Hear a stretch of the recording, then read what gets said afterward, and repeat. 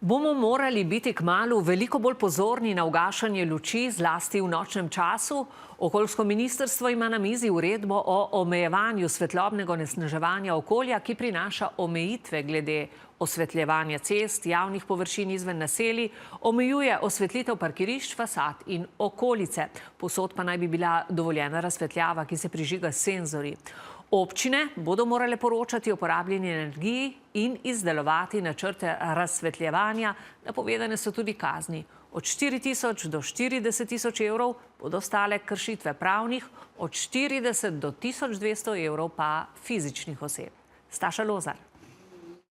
Da svetloba ponoči vpliva na bioritem ljudi, živali in rastlin, da spreminja in povzroča motnje spanja, prehranjevanja in razmnoževanja in da je zato nujno omejiti vplive svetlobe ponoči, tako v uredbi okoljsko ministrstvo. Gre zlasti za tisto svetlobo, ki jo sploh ne potrebujemo in je odvečna v prostoru. Zato v uredbi predlaga prepoved osvetljevanja zunaj naselij, razen na kritičnih odsekih cest in ko gre za dejavnosti, ki so odprte v nočnem času, kot so bencinski servisi.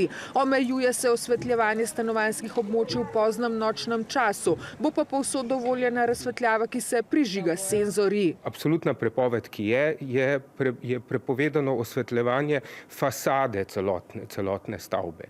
Izjema pri tem so seveda stavbe, ki imajo nek poseben kulturni pomen. Očitno tako ne bodo več osvetljeni vse cerkve in spomeniki. Parkirišča bodo lahko osvetljena le v delovnem času. Novoletna razsvetljava naj bi bila v poznem nočnem času ugasnjena. Uredba prinaša tudi omejitve glede svetlosti oglaševalnih panojev, ki jih bo ponoči treba ponekod ugašati. Ja, za take stvari, kot so te reklamni panoji, pretirane osvetlitve objektov, ne vem, nekje sred narave, kjer res nikomur čisto nič ne koristi, mislim, da bi bilo to pametno narediti.